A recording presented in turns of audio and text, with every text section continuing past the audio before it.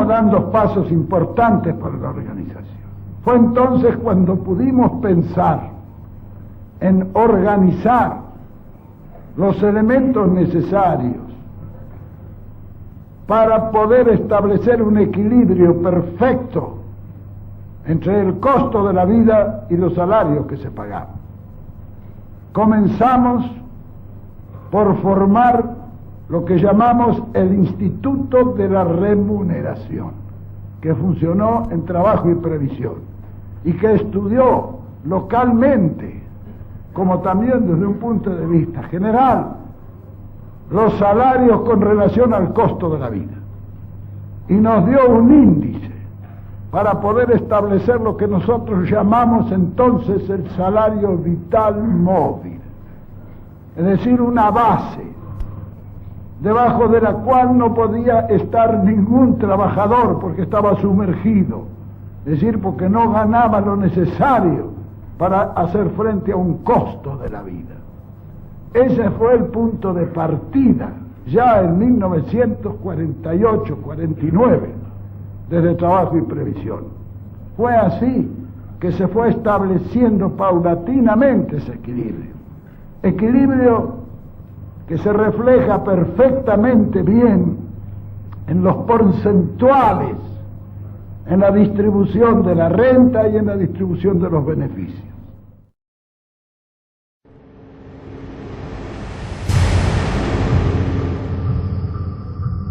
En cuanto al gasto público, a través de la proclamación del principio de la función subsidiaria del Estado, hemos procedido al redimensionamiento de su acción y el de sus empresas y organismos. Por un lado, hemos procedido a la reorganización y racionalización de la administración pública, teniendo en cuenta la rigidez y la inercia que sus estructuras proyectaban. Hemos logrado una sustancial reducción del número de agentes públicos, desde algunas empresas del Estado que han disminuido dicho número en alrededor de un 30%, como los ferrocarriles, con cerca de 50.000 agentes, y YPF, con 15.000. En total del país, estimamos que alrededor de 250.000 agentes de la administración pública han salido de su esfera para pasar a la actividad privada.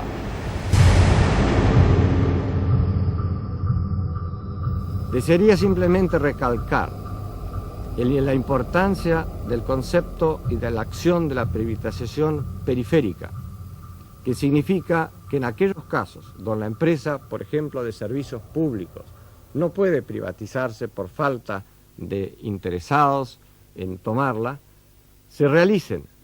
esa empresa estatal realice la mayor cantidad de servicios y de obras a través de contratos con empresas privadas. Esta acción ha sido llevada adelante en una gran proporción en todas las empresas del Estado. Y esto es mucho más significativo en realidad en forma del gasto público y de la eficiencia que la propia privatización de empresas enteras. Hemos puesto a la libertad en una valoración superior en todo nuestro esquema. Es decir, consideramos que ella hace a la esencia misma de la existencia del hombre y debe ser ejercida con responsabilidad. De allí deriva el acento que hemos puesto en la libre iniciativa individual, en la importancia de la empresa privada en el esquema productivo del país y en la eliminación de la excesiva estatización o intervención del Estado y regulación de la economía. En esta etapa que nos ha tocado llevar a cabo la transformación de conceptos que han venido primando en el país en los últimos 30 años casi sin interrupción, una de las labores principales a que nos hemos dedicado ha sido lo que hemos llamado el redimensionamiento del Estado y sus funciones bajo estos mismos conceptos. Ello ha comprendido 5 grandes cursos de acción. El primero es la reducción del déficit del presupuesto nacional y su financiamiento no inflacionario. El segundo, la reducción y la racionalización del gasto público. El tercero, el programa de privatización de las empresas estatales. El cuarto, el reordenamiento y la reprogramación de la inversión pública.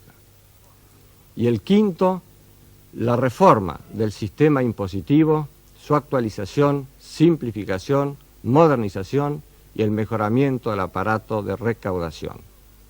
Hemos realizado una muy importante obra de racionalización y de reorganización.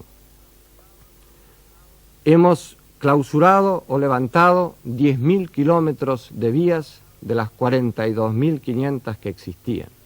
O sea, esto es una reducción de aproximadamente un 23%.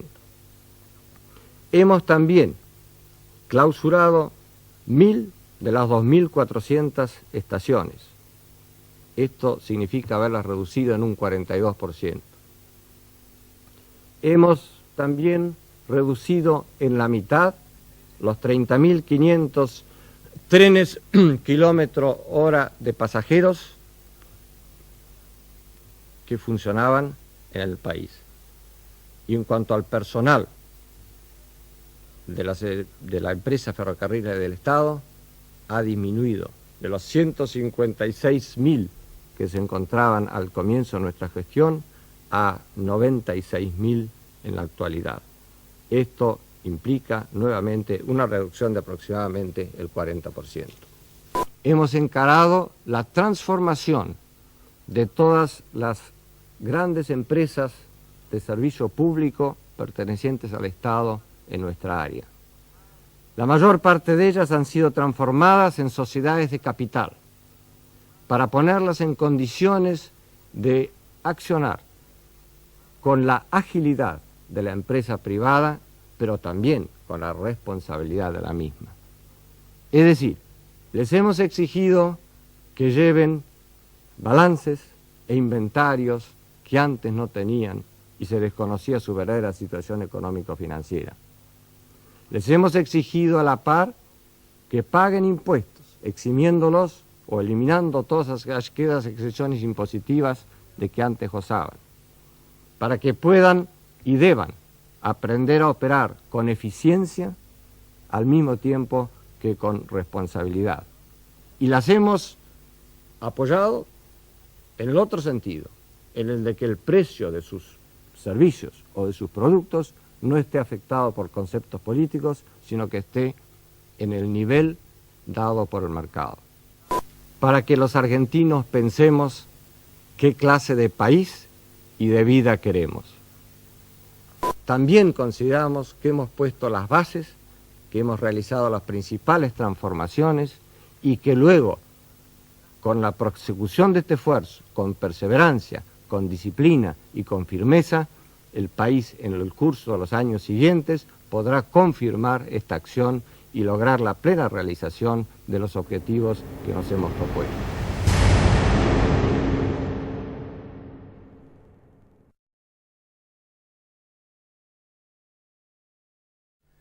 Debemos encarar con urgencia una política orientada a reestructurar el aparato del Estado. Cuando el año pasado, en junio de 1985, lanzamos nuestro plan de reforma económica, ya tuve oportunidad entonces de señalar la vinculación que nosotros veíamos, que claramente existía entre el saneamiento económico y la reforma del Estado, entre lo que a la postre fue una política de crecimiento y la desburocratización del sector público. Se trata ahora de realizar el mismo esfuerzo, de orientar hacia la producción los grandes caudales de trabajo improductivo que en los últimos años tendieron a concentrarse en la burocracia estatal. Todos sabemos que uno de sus resultados más negativos, como decía recién, ha sido simplemente la ineficiencia, derivada en buena medida de la multiplicación artificial de funciones que a veces intentaban justificar la sobrecarga estatal de esos recursos humanos. Esta situación obstruye la labor productiva, no solo porque le impone costos a veces insoportables, sino también porque condiciona, como dije recién, su propio desarrollo a tramitaciones desgastantes y muchas veces carentes de todo sentido. Los esfuerzos, pues, en que nos encontramos todos comprometidos, este esfuerzo en que se encuentra comprometido el país para la construcción de una democracia estable, moderna, participativa y solidaria, no pueden estar desvinculados de un particular empeño en superar la ineficiencia y la irracionalidad del sector público. No hay crecimiento sin racionalidad, no hay justicia social sin eficiencia. Y en nuestra marcha hacia estos dos objetivos no podemos menos que producir una drástica y profunda reformulación del sector público. Un Estado ineficiente es un Estado desmovilizador, un Estado que desalienta la voluntad de participación y que además aletarga las aptitudes productivas del país. Un Estado ineficiente es además un Estado imprevisible. Relega el futuro al azar y generalmente impide la elaboración de planes de carácter racional. La reforma apunta globalmente, desde luego, a superar la confusión prevaleciente sobre las funciones del Estado. Estableceremos una clara distinción entre el nivel de la formulación de políticas, que corresponde a los ministerios y secretarías de Estado, y el nivel de gestión empresaria, que recae sobre los administradores. Para ello, por eso, vamos a instituir un comité interministerial integrado por los ministros de Obras y Servicios Públicos y de Economía, a cargo de la coordinación de los planes sectoriales con la política económica global. Y por otro lado, constituimos un directorio de empresas públicas, cuya función será impulsar una reorganización de las empresas basadas en criterios de eficiencia económica y de autonomía operativa. La nueva política a aplicar en las empresas del Estado, un proceso paulatino de desregulación con vistas a un alineamiento de los precios, al análisis de los costos, a la aplicación de la mejor tecnología, en consonancia con criterios económicos de rentabilidad y de eficiencia. Es decir, vamos hacia una transformación fundamental.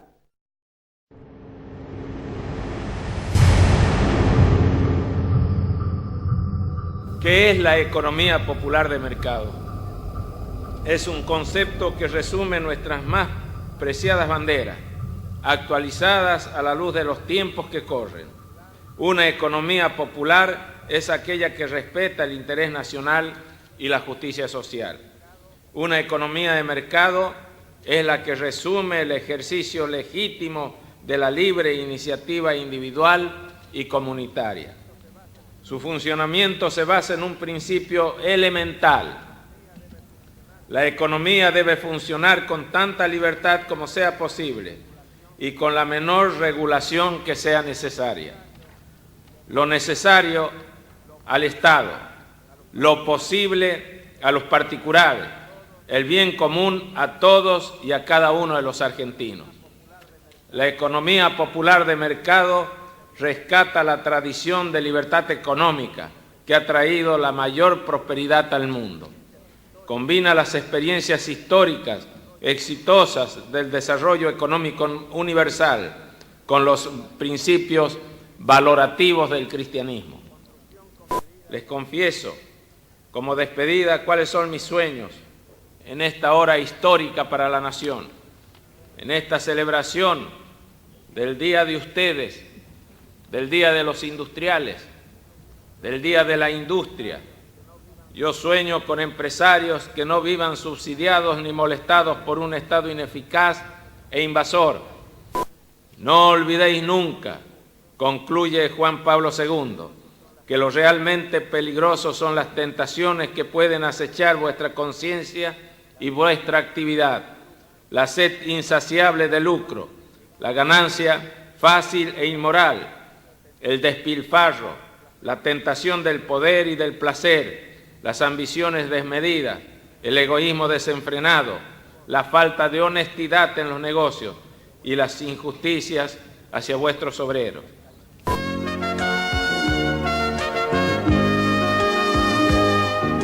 Almuerza hoy con la señora Mirta Legrand, el excelentísimo señor presidente de la Nación, doctor Carlos Saúl Menem. Claro. Usted es un presidente atípico. Totalmente atípico. Totalmente atípico, no se parece a ninguno. ¿Quiere que le diga? Nos encanta a los argentinos. A mí personalmente me encanta. Pilotea autos, pilotea aviones también, bueno, lancha en un momento con Scioli, baila. El otro día estuvimos en un casamiento, helicóptero, bueno, tenis, todo, fútbol, todo. al vóley, Tenis, fútbol, básquet. Eso que un día dijo, con esta altura no sé cómo hago con el básquet, ¿no? Y el otro día estuve en un casamiento y las mujeres se volvían locas. Y qué bien baila usted, ¿eh? Creo que bailo bien, aunque uno por ahí también se vuelve loco por las mujeres, ¿no? Cuando uno opta por este camino, sabe muy bien lo que le puede esperar. Es una vida muy dura y esta es una gran conquista. El obrero deja de ser proletario para convertirse en alguna medida en propietario. Eso es revolucionario. Esto va a ir mejorando, es lo mismo que un enfermo. Alguien aparentemente está enfermo, pero hay que operarlo. Claro. Los primeros días son duros. Convalecencia. La convalecencia, el postoperatorio es duro. La pero después empieza a mejorar el periodo de rehabilitación. Y llega a la plenitud. Claro. ¿Cuándo llegará a Argentina esa plenitud? Pronto. Antes del año 2000. ¿Sí? Today, my esteemed friend, the President of Argentina, and I talked about the consolidation of democracy, and we talked about the movement toward free and open economies. Hoy, con mi estimado amigo, el presidente de la Argentina, hemos hablado de la consolidación de la democracia y de la apertura de nuestras economías. And it is important to point out that under the leadership of President Menem, Argentina has been a leader in all of this. Y es importante señalar que bajo el liderazgo del presidente Menem, Argentina ha tomado un puesto de avanzada en todos estos temas, en todos ellos.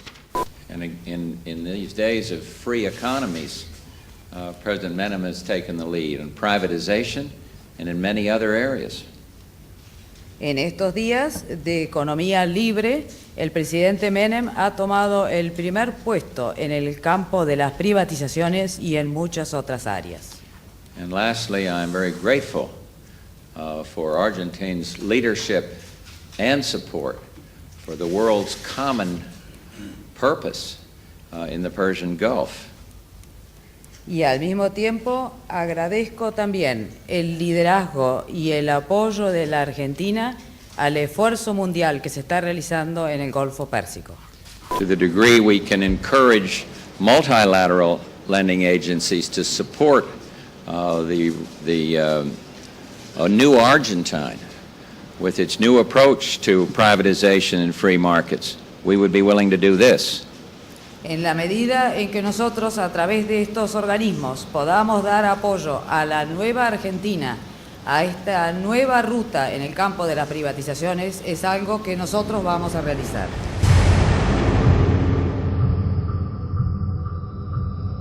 La recaudación total del trimestre ascendió a 6.800 millones de dólares. Ingresaron fondos por privatizaciones por 600 millones de dólares y las erogaciones totales, incluidos los pagos financieros internos y externos, ascendieron a 7.400 millones de dólares, por lo que el trimestre abril-junio terminó con la ejecución del presupuesto en total equilibrio. En todos los otros rubros de gastos, es decir, en la compra de bienes y servicios no personales, la compra o construcción de bienes de capital, los subsidios y el cubrimiento del déficit de las empresas del Estado, las erogaciones ascendieron a 1.000 millones de dólares, lo que representa un 40% menos que en 1990 y un 50% menos que en 1989. En esto quiero ser muy claro. Nadie tiene que esperar que abandonemos la disciplina fiscal y convalidemos desmanejos provinciales para facilitar la sanción de las leyes. Sería necio de nuestra parte porque minaría la confianza en el plan de convertibilidad. En materia de tratamiento a las provincias con problemas fiscales, el presidente Menem ha dado la señal a través de la decisión adoptada sobre el banco de su propia provincia. No se permitirá que los bancos provinciales financien déficits de los gobiernos y, si es necesario, se condicionará toda ayuda al ajuste y reestructuración de las finanzas locales a la liquidación de las instituciones que se hayan tornado inviables. Hoy las provincias tienen que manejarse con sus recursos propios y con los que reciben por el régimen de coparticipación federal. Estos últimos han aumentado mucho y por consiguiente, si alguna provincia aún tiene déficits, no le queda otra alternativa que hacer el ajuste respectivo. Esto es inexorable. El valor de nuestra moneda está, sin dudas, perfectamente asegurada y nadie tiene que temer por la evolución futura de la paridad cambiaria. El peso, que a partir del 1 de enero valdrá igual que el dólar, es una moneda destinada a perdurar con ese valor por muchos años. Me atrevo a decir, por décadas. Yo les aseguro que si ustedes y nosotros nos lo proponemos firmemente, esta vez nos transformaremos en un país estable para siempre. Quiero también ser muy franco con cada uno de ustedes, en particular con los trabajadores. El deterioro del ingreso familiar provocado por estos aumentos de precios no se resuelve con aumentos de salarios nominales que no estén acompañados por mejoras en la productividad del sector privado o mayor recaudación en el sector público. Si con el argumento de la indexación se ajustaran los salarios nominales como ocurría antes de que lo prohibiera la ley de convertibilidad, los primeros perjudicados terminarían siendo los propios trabajadores y los jubilados, por una razón muy sencilla. Con salarios indexados hacia atrás, sería imposible mantener la disciplina fiscal y monetaria, y entonces se producirían simultáneamente dos fenómenos cuya combinación es explosiva: el atraso en el valor del tipo de cambio y la emisión sin respaldo. En pocos meses, o quizás en apenas semanas, caeríamos de nuevo en hiperinflación y los salarios reales volverían a estar por el suelo con recesión y desocupación. No les estamos mintiendo a los trabajadores y a los jubilados cuando les decimos que los aumentos nominales o por simple indexación son una estafa. Les decimos la verdad. La única forma de evitar estos aumentos y erradicar este tipo de inflación es a través de la mayor competencia y del control que puede hacer cada uno de ustedes. El gobierno no lo debe ni lo puede hacer. A partir de hoy, rompemos la telaraña de un Estado prebendario, asfixiante y arbitrario, que trabó la vida productiva nacional con un conjunto de innecesarias regulaciones. A partir de hoy, sentamos las bases firmes para favorecer un proceso de inversión, de iniciativa económica y de equidad social. A partir de hoy, liberamos energías durante largo tiempo mancilladas bajo la falsa disyuntiva de un sector público regulador y un mercado incompetente. Estas medidas no son una receta ideológica, ni abstracta ni declamatoria. Se trata de decisiones que tienden al bienestar de todos los argentinos y, por consiguiente, se trata de medidas que van a afectar favorablemente la vida cotidiana de cada ciudadano, constituyendo un auténtico cambio cultural. La recaudación total excedió a lo que habíamos presupuestado en casi 600 millones de dólares. Buena parte de esa mayor recaudación provino del pago de deudas impositivas y previsionales de empresas públicas en proceso de privatización o liquidación. Otro tema crucial en el que no cederemos ni un ápice es en el de la reestructuración y privatización de empresas. El gobierno ha sido muy cuidadoso en reducir a un mínimo el costo social de este proceso. Ya se ha disminuido en 60.000 personas el empleo público, sin despidos. Hemos ofrecido en todos los casos oportunidades de retiro voluntario y reentrenamiento para acceder a otras ocupaciones. Lo seguiremos haciendo aun cuando se nos pretenda frenar con manifestaciones callejeras. Mantener más personal que el necesario en bancos, ferrocarriles y otras empresas públicas es atentar contra el bienestar de los argentinos. Por lo tanto, es un imperativo avanzar en la reestructuración productiva. Estamos intentando hacerlo a través de retiros voluntarios y no de despidos. Pero tenemos que hacerlo inexorablemente. Por eso exhortamos a que los trabajadores ocupados en estas actividades sobredimensionadas evalúen correctamente la posibilidad de aprovechar el retiro voluntario y buscar otra inserción laboral.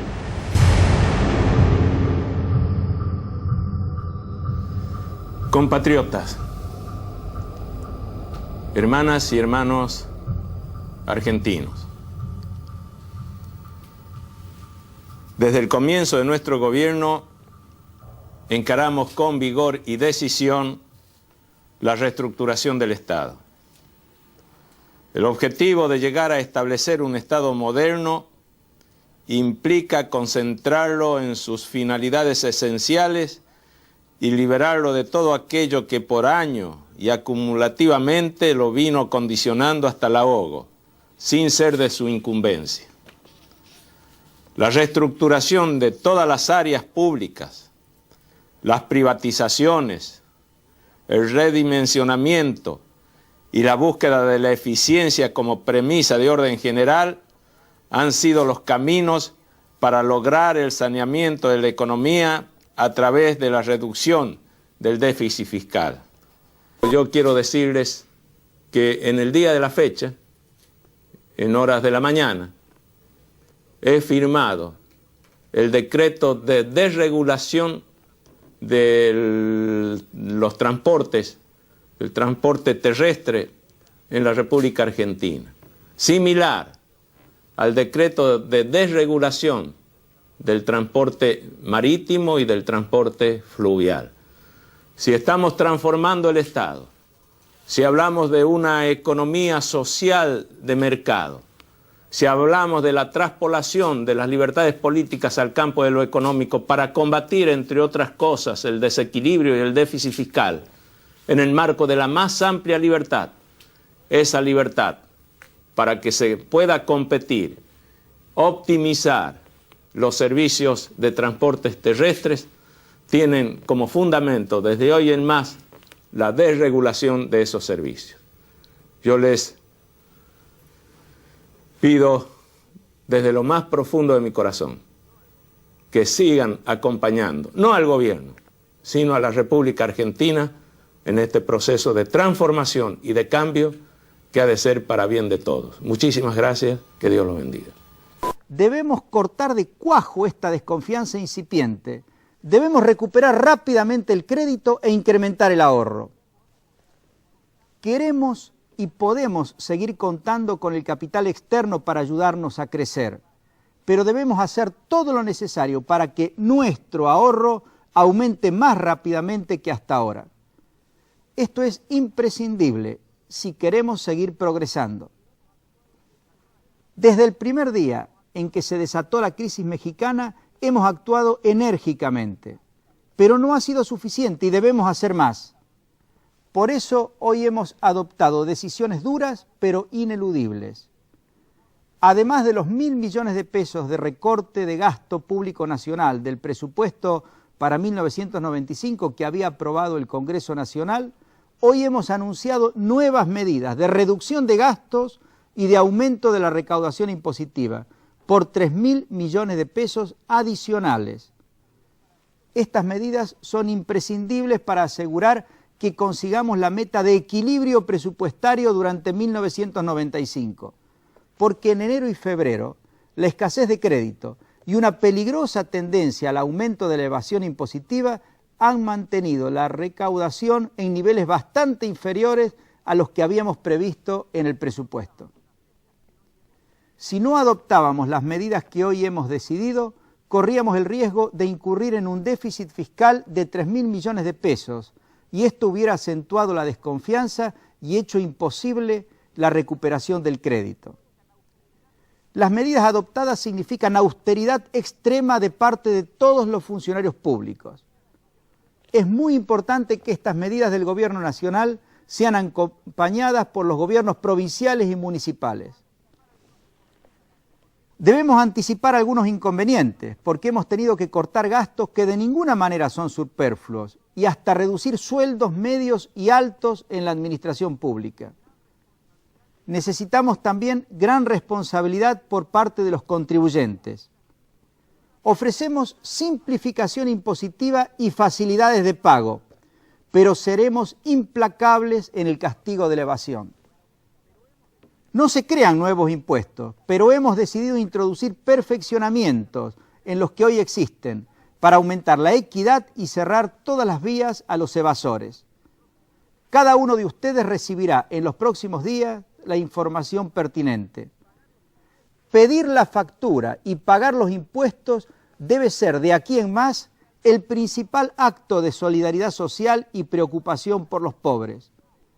En lugar de rasgarnos las vestiduras y echar la culpa a los demás por la desocupación y la pobreza, todos debemos hacer un examen de conciencia y preguntarnos si pedimos la factura y pagamos los impuestos. En relación al manejo financiero de la población, de las empresas y de las entidades financieras, quiero darles a cada uno algunos consejos que considero importantes. Primero, a los ahorristas y ciudadanos en general. En lo posible, depositen en pesos para aprovechar las tasas de interés más altas que se pagan en nuestra moneda. No hay ningún riesgo de devaluación del peso, ni ahora ni después de las próximas elecciones presidenciales. A los que necesitan tomar préstamos, averigüen bien cuál es la tasa de interés que les piden y eviten endeudarse a tasas altas. Si les ofrecen crédito en dólares a tasas moderadas, no teman y acéptenlos. Sobre todo si de esa forma evitan endeudarse en pesos a tasas que hoy son extremadamente altas. De todas maneras, si pueden esperar, eviten endeudarse, porque todas las tasas, incluso las en dólares, son hoy demasiado elevadas. Traten de reemplazar sus necesidades de fondos mediante ahorro de gastos superfluos o postergables. El tercer pilar de este programa económico contiene medidas de aplicación inmediata para recuperar la solvencia fiscal. A diferencia de experiencias previas, se eliminan viejos y enquistados privilegios que la sociedad reclama corregir. Estas medidas implicarán un esfuerzo de reducción del gasto total y de exenciones tributarias por 2.000 millones de pesos en el año en curso, el que deberá ser compartido entre la Nación y las provincias. El Estado Nacional encarará una reducción de gasto público de 890 millones de pesos. El grueso de esa reducción corresponde a la eliminación de gastos que la sociedad ha encontrado irritantes por representar la persistencia de privilegios intolerables. Esto incluye gastos en ANSES, tales como la eliminación de pensiones graciables injustificables y la eliminación de los abusos en asignaciones familiares. También se eliminarán becas otorgadas por legisladores y se reducirán, con la cooperación del Congreso Nacional, los gastos que implica la política en la Argentina. Se eliminarán exenciones impositivas distorsivas que no llegan a donde debieran. El Fondo Especial de Tabaco, que tradicionalmente se ha concentrado en subsidiar a los grandes productores, será reasignado para financiar el presupuesto de educación de la Nación. Será eliminado el subsidio a las naftas patagónicas, que en el pasado ha sido fuente de una alta evasión, y los recursos obtenidos también de él serán orientados hacia el Ministerio de Educación. La eliminación de estos privilegios ha sido un objetivo recurrente de varias administraciones. Han sido intentos que han derivado consistentemente en el fracaso. ¿Por qué insisto entonces en una solución que ha resultado tan difícil? Porque justamente por la recurrencia de los intentos fallidos y por la consecuencia de recurrencia de los desequilibrios fiscales que enfrentamos, que hemos aprendido una dura lección, que la causa de nuestros propios fracasos es no encarar con firmezas estas medidas, tanto más necesarias cuando implican la eliminación de privilegios. En cuanto a las universidades, estas han recibido un aumento importante de recursos durante la última década, pasando de 919 millones en 1992 a 1.744 millones en el año 2000. Este año, para acompañar el esfuerzo fiscal, las transferencias a las universidades desde el Tesoro no podrán superar los 1.440 millones de pesos, lo que implica una reducción de 360 millones respecto a lo presupuestado. Señores empresarios, señores periodistas, yo voy a poder explicarles los aspectos centrales de la política económica luego que juntos veamos la presentación del señor presidente de la Nación. Ahora quiero primero pedirles disculpas por haberlo citado a las 8, porque estaba programado para esa hora la presentación del señor presidente, íbamos a verla juntos y luego yo les explicaría los detalles, que es muy importante que los empresarios, banqueros y toda la población conozca en los aspectos que se relacionan fundamentalmente con la deuda pública. Y solo voy a poder hacerlo luego de ese discurso. Mientras tanto, quiero decirles algunas cuestiones muy importantes para que este plan tenga éxito. Hace exactamente 3 meses que en todos los ministerios y particularmente en el Ministerio de Economía estamos trabajando en los instrumentos legales y en todos los actos administrativos que eran necesarios para poder poner en marcha este plan de manera simultánea e integral. Ustedes lo van a poder apreciar mañana, cuando reciban el boletín oficial y vean el número de decretos y otros actos administrativos que fue necesario preparar para llevar adelante estos anuncios. Queridos compatriotas, llevamos años de profunda recesión y estamos al límite de lo que podemos resistir. Tenemos una deuda que nos dejó estancados de hace décadas, sin credibilidad, sin crédito y sin crecimiento, pero tenemos voluntad de cambiar. Desde todos los sectores políticos y económicos se venía pidiendo generar las condiciones para tratar la deuda pública. Esas condiciones se están dando en el plano internacional, donde hay comprensión y predisposición para apoyar a nuestro país y resolver el problema de fondo. Pero somos nosotros, la dirigencia argentina, políticos, sindicalistas, empresarios, periodistas, los primeros que tenemos que reaccionar a favor de nuestros intereses. Pues si no logramos solucionar este enorme problema, no tendremos dinero para los planes sociales, las políticas de reactivación, la modernización de la educación o la vivienda. Estos días fueron decisivos para definir el paquete de medidas que afronten y resuelvan los problemas estructurales que tenemos. Pero había que encararlos a todos, porque todos están encadenados entre sí. Tenemos que resolver conjuntamente la crisis social, la crisis fiscal, la crisis financiera y la crisis de la recesión, dotando al Estado de la fuerza y la estructura que necesita para ello. Hoy la Argentina es un país sin crédito.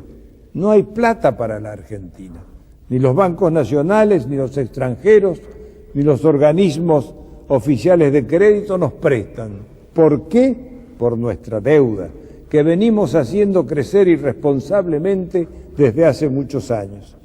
Durante mi gestión la congelé, pero el monto y el peso de los intereses son un lastre que está impidiendo el despegue.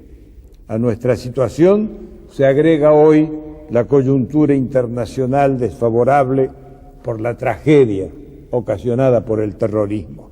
Por eso, cuando alguien le diga que no acepta el déficit cero, está pidiendo un cambio que se traduce en pedir plata prestada para equilibrar cuentas.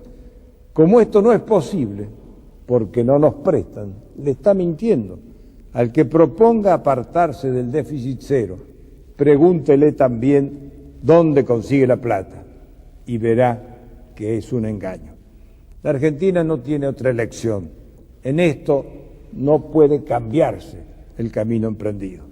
La única política fiscal posible es repartir equitativamente lo que producimos y recaudamos por nosotros mismos, administrar nuestros propios recursos, garantizando el derecho de los ciudadanos, haciendo todo para evitar afectar a los jubilados y garantizar la salud y la educación. Y esto se logra bajando el gasto superfluo del Estado y aumentando los ingresos al combatir la evasión y el contrabando. No es tiempo para detener las reformas del Estado, ni para ñoquis, ni para resistirse a bajar el gasto político.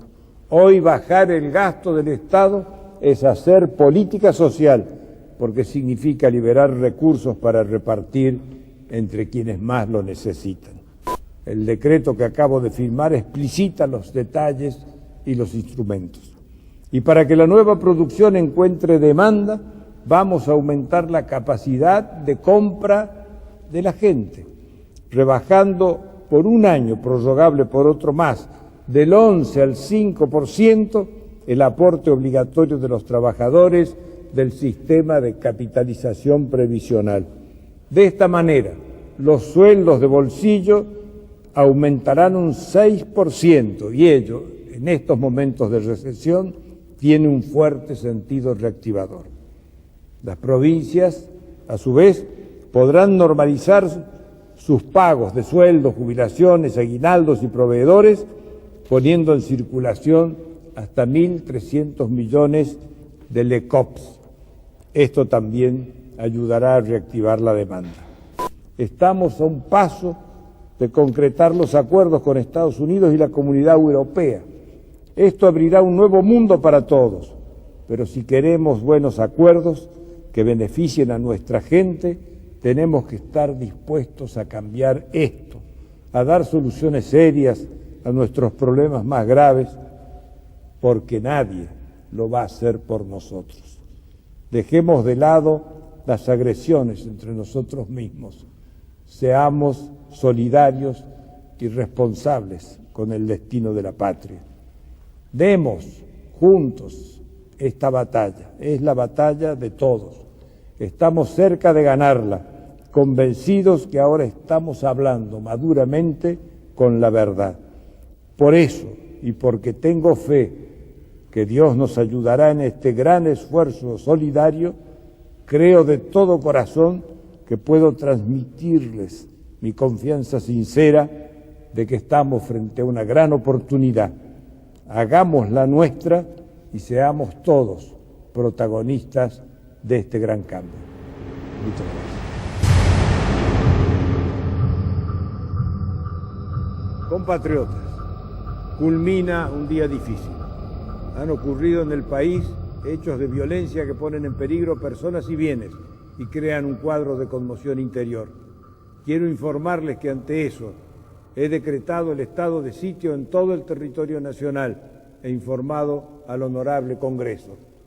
Nuestro país vive horas difíciles que muestran la culminación de un largo proceso de deterioro. En un contexto económico y social donde muchos argentinos sufren serios problemas, grupos enemigos del orden y de la República aprovechan para intentar sembrar discordia y violencia, buscando crear un caos que les permita maniobrar para lograr fines que no pueden alcanzar por la vía electoral. Comprendo las penurias que atraviesan muchos de mis compatriotas, las comprendo y las sufro, pero la mayoría sabe que con violencia e ilegalidad no se sale de los problemas. Los problemas hay que afrontarlos y eso estamos haciendo.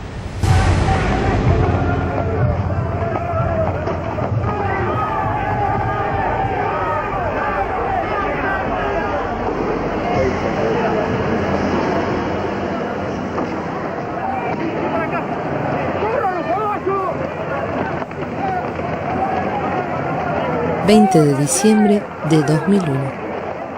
La mayor parte de las imágenes periodísticas del día se producen en el centro de la ciudad de Buenos Aires, pero la violencia alcanza a todo el país. La sociedad argentina estalla. Algunas escenas remiten a tiempos remotos, pero el siglo XXI acaba de comenzar. Desde hace días, distintos sectores sociales están movilizados, cada uno embanderado detrás de sus propios reclamos.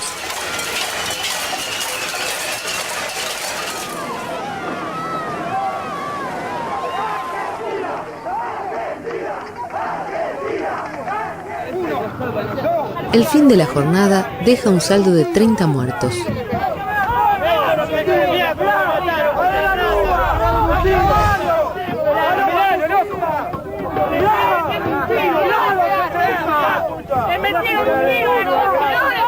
Luego de renunciar, el presidente de la Rúa huye de la Casa de Gobierno. Es el resultado de 25 años de un modelo económico que empobreció a las mayorías, de un ejercicio de la política que solo buscó favorecer los intereses de los sectores más concentrados de poder.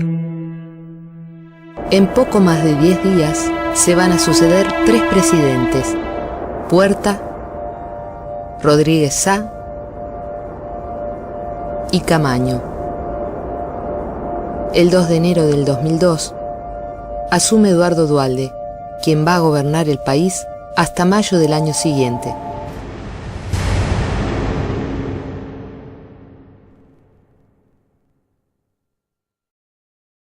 Uno de los principales desafíos que enfrentamos vinculados con el papel del Estado es volver a poner a la inversión en obra pública, en infraestructura, como una de las prioridades de la gestión estatal, considerando su capacidad de mejorar la calidad de vida, de motorizar rápidamente el nivel de actividad y generar mejor competitividad económica y social. Para ello hemos dado la pelea también en el plano de las ideas. Tuvimos que luchar contra un pensamiento muy arraigado en determinados sectores acerca de que las políticas activas en materia de infraestructura y obras públicas significan un gasto y no una inversión.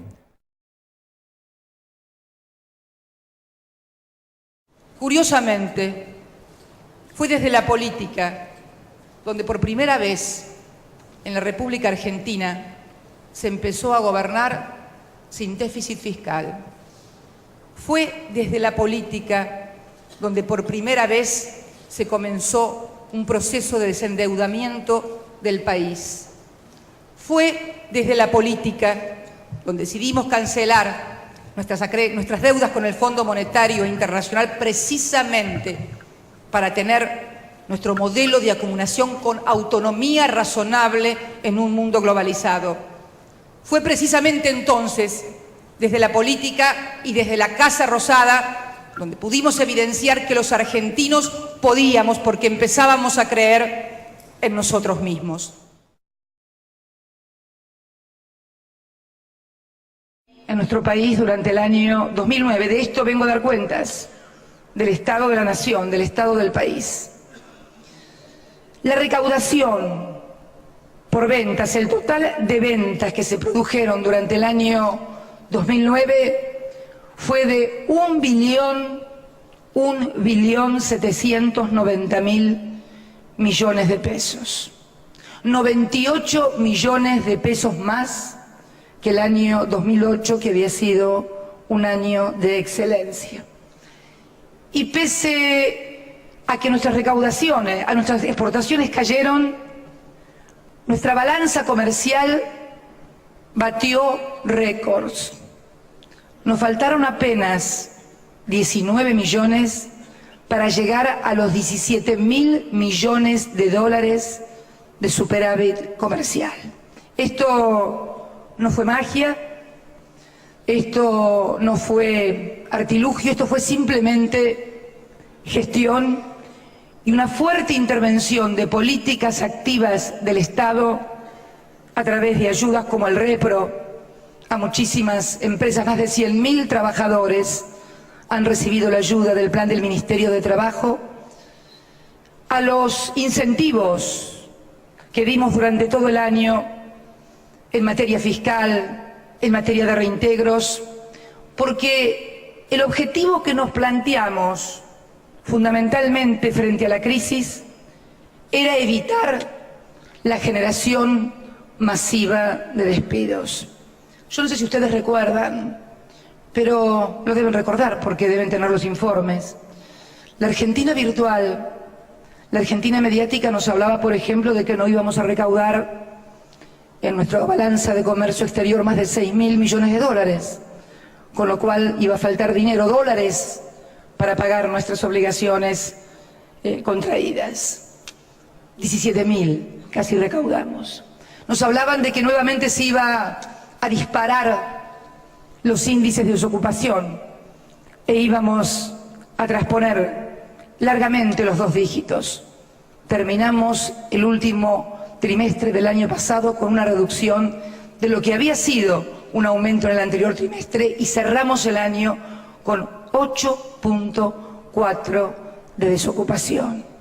Volvimos a tener superávit fiscal, no los 3.5 con los cuales veníamos teniendo. Obviamente hubo un incremento de los recursos para poder precisamente darle sustentabilidad al mercado interno, que bueno es decirlo, el desarrollo de ese fuerte mercado interno fue lo que permitió sortear la crisis. Del 1.790.000 millones de pesos de las ventas facturadas, 1.586.000 millones correspondieron exclusivamente a mercado interno, porque hubo una fuerte caída de las exportaciones, sobre todo en el sector primario, que cayeron el 43%, siendo la manufactura agropecuaria con un 10% la que menos impacto negativo tuvo.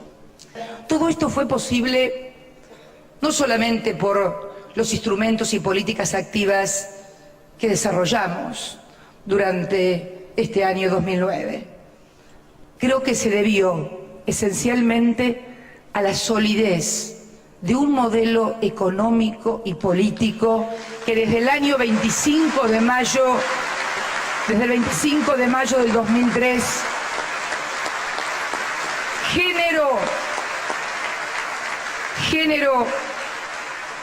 generó las condiciones macroeconómicas que permiten que un país salga adelante. Hay algunas veces que algunos creen que las cosas se dan individualmente o porque tienen capacidad o porque son emprendedores. Obviamente que el éxito de cada uno depende mucho de las propias iniciativas, pero para tener éxito en un país tiene que tener éxito primero el país y tener condiciones macroeconómicas que permitan a los emprendedores, a los que quieren invertir, a los que quieren progresar, que puedan hacerlo. Yo quiero, para no equivocarme, leerle algunas cifras de lo que significa la solidez de este modelo y cuál hubiera sido nuestra situación si esto se hubiera producido tal vez en otros momentos de nuestra vida política y económica del país.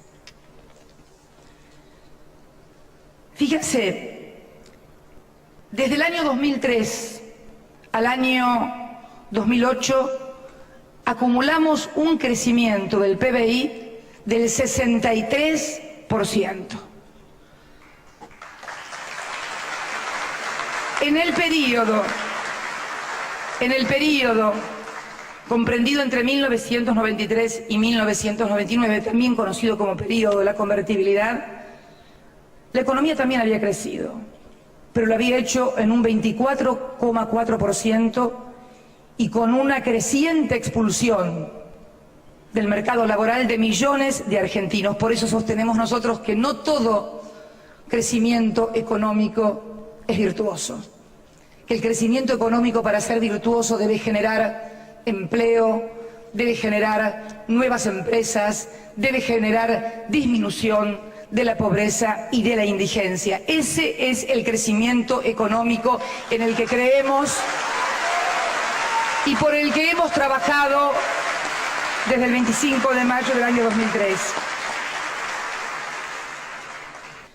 Los superávit fiscal, los superávit gemelos, fiscal y comercial, que fueron bandera de esta gestión y condiciones y pilares macroeconómicos del sostenimiento, fueron para el periodo 2003-2008 82.966 millones de dólares arrojó nuestra balanza comercial. Yo quiero decirles que durante el periodo de la convertibilidad tuvimos balanza comercial negativa, pese a que teníamos crecimiento en todo el periodo de 8.400 millones de dólares para abajo, en negativo. Y así podríamos seguir con reducción de la pobreza.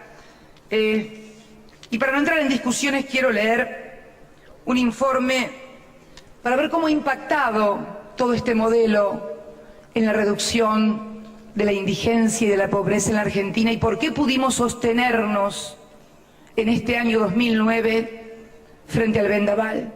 Voy a leer el informe del IPEC, el Instituto Provincial de Estadísticas y Censos de la provincia de Santa Fe, cuando analiza uno de los conglomerados urbanos, tal vez el más representativo de todos los avatares económicos que ha tenido nuestro país, el conglomerado urbano del Gran Rosario.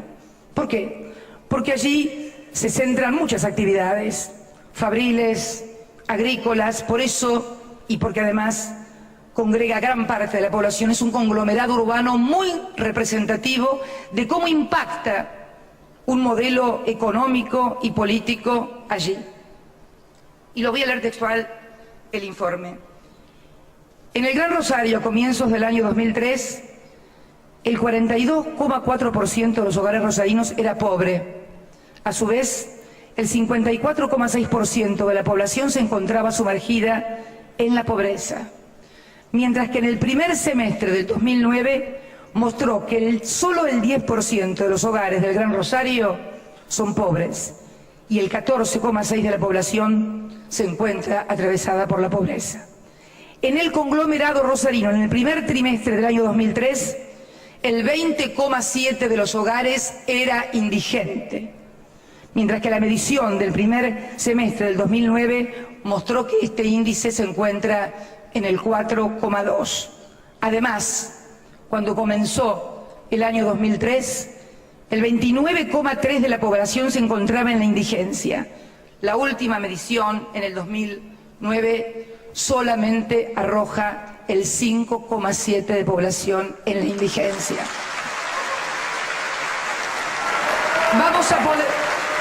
Vamos a poder aplaudir más el día que podamos decir pobreza e indigencia cero a lo largo y a lo ancho de la República Argentina. Ese día, y por ese día, es que seguimos trabajando con mucha fortaleza. Y aquí sí termino, y por favor no quiero ningún silbido ni nada por acordarme del 99, porque es un ejercicio además político el que quiero hacer junto a todos ustedes que son políticos igual que yo. En el año 99 nada de esto se discutió. Nadie preguntaba cómo se iba a seguir sosteniendo la convertibilidad. Todo el mundo decía que un dólar iba a valer un dólar, un peso iba a valer un peso, que todo iba a ser. Vinieron en propagandas con swap corriendo de atrás, vinieron todo y nadie discutió nada porque había una gran Argentina virtual y mediática que solamente mostraba estereotipos y ocultaba ideas y proyectos. Y nos fue muy mal a todos, a los que gobernaban, a los que éramos oposición, porque cuando estábamos en el Congreso ese día del 2001, la gente afuera no distinguía, decía, este es del gobierno y este votó en contra. Los quería matar a todos. A todos nos querían matar en el año 2001, a todos los políticos, a los oficialistas y a los opositores, a todos. Por eso, en nombre de una historia que alguna vez se pensó que tanto peor, tanto mejor, olvídenlo, tanto peor es siempre mucho peor. Por eso los convoco a que discutamos y debatamos y que ayudamos a la República Argentina. Muchas gracias y dejo abierta el periodo ordinario de sesiones. Muchas gracias.